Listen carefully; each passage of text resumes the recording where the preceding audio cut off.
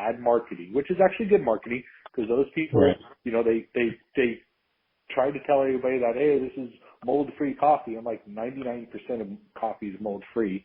All coffee is non-GMO. There's not a big difference between organic and non-organic. And if you only want organic stuff, then you're actually jeopardizing the farmer's crops. Because if we cannot control leaf rust, then we just basically killed off all of that when it takes off. Leaf rust is one of the biggest things against coffee itself. When it takes over and kills all the crops very quickly. And you can't really control it organically. You have to use some type of chemical on top of the plant to kind of control it or kill it. There's nothing wrong with it. It doesn't change the way the coffee is actually produced. It still goes through the exact same drying process or the exact same style of process. It still goes through the roaster. So you don't have any type of chemical that has made it through that 3-4 month process of processing and roasting. So it doesn't matter if it's organic or not. But people fall for that marketing all the time. I mean, it's true because we see, you know, I mean, hell, people even get outraged as to what Starbucks has on their cups. So, like, they're not going in depth as to, like, where they're getting their beans, how they're actually processing the beans, and then, you know, when they do have it, again, like you said earlier, for the most part, they're getting espresso drinks, and the espresso is, you know, not the actual coffee that they should be drinking out of that, and the caffeine level so much smaller, and I know a lot of people don't even think about the caffeine level, but when it comes to their kids drinking it, I think they also probably need to figure out if it's okay for the kids to be drinking the caffeine. And I like what you mentioned earlier about the dietitian and aspect of it, because there's so many issues just in people like trying to lose weight or what diet they should or shouldn't be following in general, because of the fact that they don't know how their food is affecting their body when it comes to that. They just know, you know, there's this pyramid that they learned about when they were kids, which honestly is not a good pyramid to begin with, but like they don't know when they do take these things in that they shouldn't be taking them in because they're causing inflammation. They're causing all these other aspects to side effects of their body that, you know, if they actually ate this, they wouldn't have that issue and they wouldn't have these pains. They wouldn't have these joint issues, and they wouldn't have maybe even like respiratory issues or any other like kind of effects with their body. But I mean, caffeine is, at the end of the day, is a drug, and drugs affect people, everybody differently. So they need to know how this caffeine is going to be affecting their body. And if they, you know, most everybody enjoys a good cup of coffee, whether it's hot, warm, iced, whatever. They enjoy that little bit in the morning or throughout the day to kind of keep them going. And if they have a quality thing that they're taking in their body, then they're going to feel so much better, and not just because of the caffeine, but because of what is actually going inside their body. Exactly. And speaking of that, I'm going to read a review that I just got on Monday at 9:23, direct to me via Facebook. It said, "Bro, that coffee is strong AF." That literally says AF, not the other word, but it says AF. Holy shit.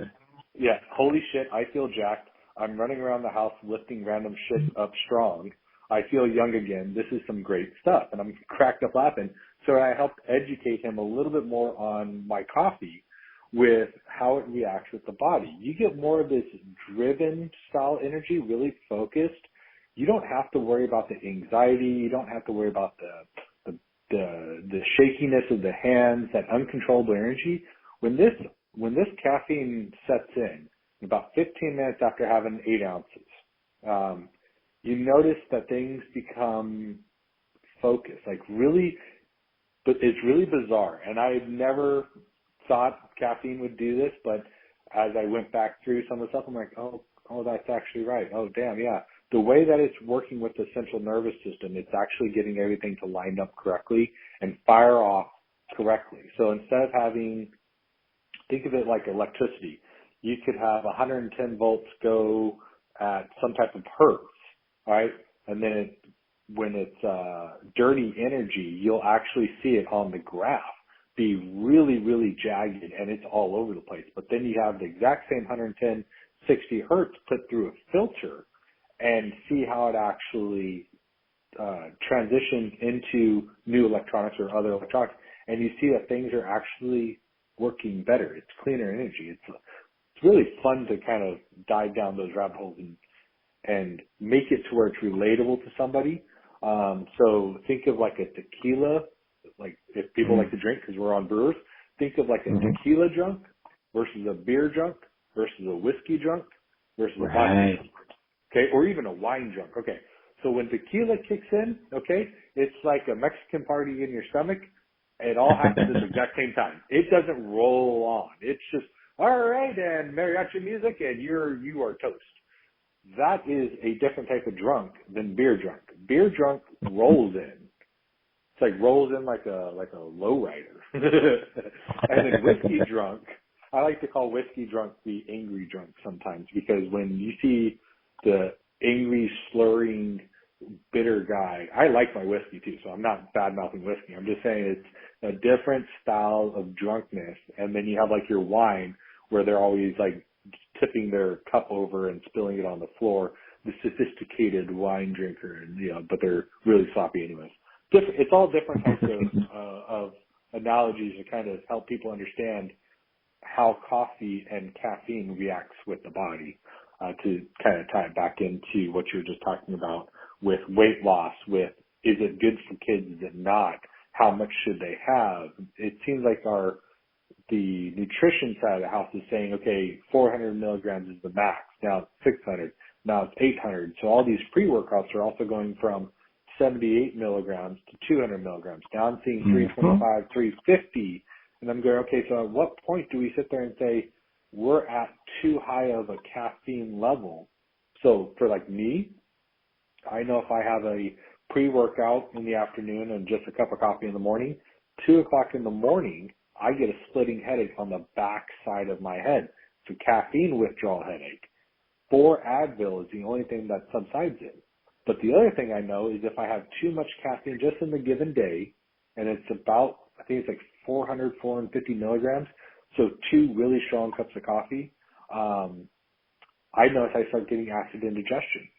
The sphincter muscle that's inside of the gut doesn't properly close. It stays dilated, so I actually end up getting that acid indigestion. That's just from too much caffeine. It doesn't matter if it's from pre-workout coffee or whatever. And then we were talking about the creamers and things like that. That's to mask all that bitter, in my opinion, and from my experience, and from talking with thousands of people, it's to mask that dark, astringent bitterness that is in a lot of coffee today. And I'm going, well, let me show you something better. We all know what the flip phone was back in the day, and the kickstand and the sidekick. We all remember that, at least the people that are over the age of 30, But then the iPhone came out, and we're like, holy shit, what's that? And, now we really see what phones can do. We basically have supercomputers sitting in our pockets. We have more capabilities in our phones today than supercomputers did back in the 80s. And that is astonishing to me to think about. Well, that's it. Now let's transition that back into caffeine or back into coffee, really. We're still thinking Folgers and Maxwell, no offense to them, not trying to badmouth them, but we're trying to sit there and say that they're premium or that's what coffee should taste like. But coffee has evolved drastically since then, and now we have coffee called specialty grade micro lot coffee.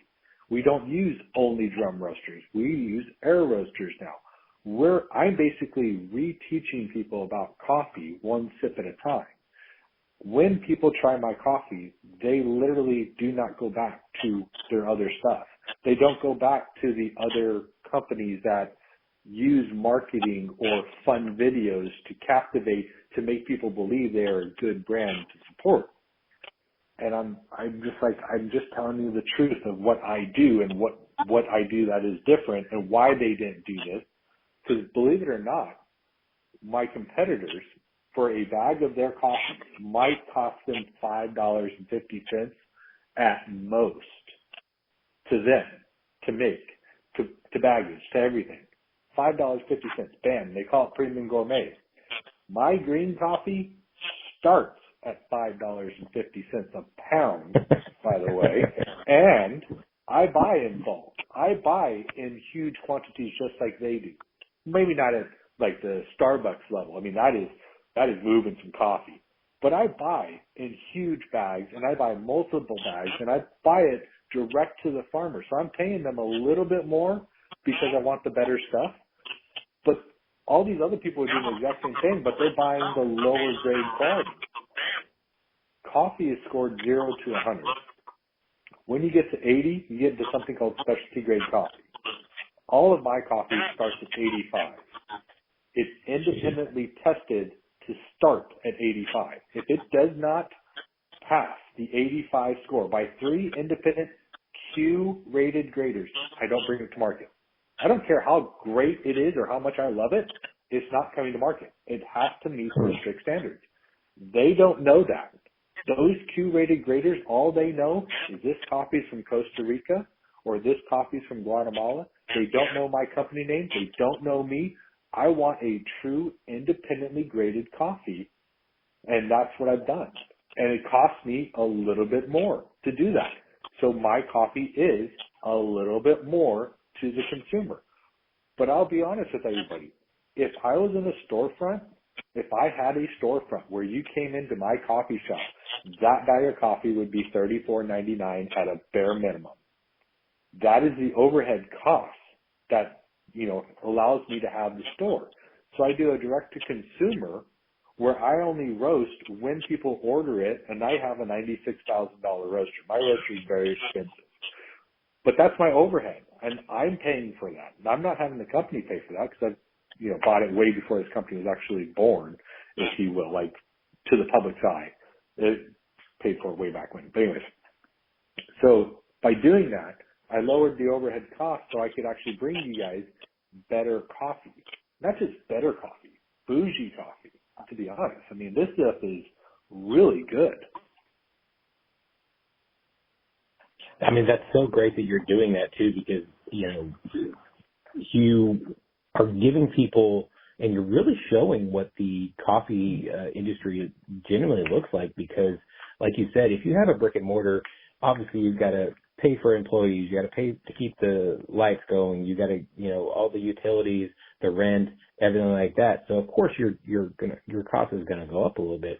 But if you are just doing it because of the love of it and for the fact that you want to give the best product to people at the best price, giving it directly to them through a website is definitely the way to go. And obviously, if people go to your website, they'll see some of those are even sold out because of the fact that you are just selling the best product that is out there, and you have all that information that you were talking about on your website.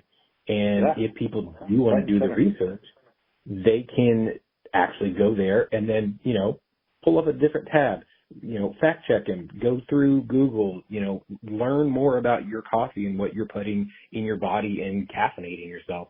So, thank you for doing what you're doing when it does come to showing holding a mirror up to what the coffee industry is looking like. Yeah. I have the military mindset still, the integrity, the duty, the respect, the loyalty, things like that. So when I created this and really thought about my values that are on the website, the mission, the giving back, there's other companies that sit there and says we give back to nonprofits. Or they sit there and say they give out a portion, but they never tell you how much. And it's funny because some of my competitors are on the board of the nonprofits that they give to. And I'm like, oh, that's not money laundering. No, that's never money laundering. You're on the board, guys. Yeah. And you just gave X amount of dollars to it. I'm like, that's some shady business practice. So I openly tell this to people, and my CPA absolutely hates it. My CPA sits there and says, don't give 10%. That's too much. And I went, and? I was like, I'd rather my company have the utmost standards and stay out in front of everybody and sit there and say, hey, you want to compete with me? Put your money where your mouth is. Put 10% of your proceeds to a nonprofit. every month. And make sure it's not one that you're affiliated with or that you're on the board with or any of this other BS. I was like,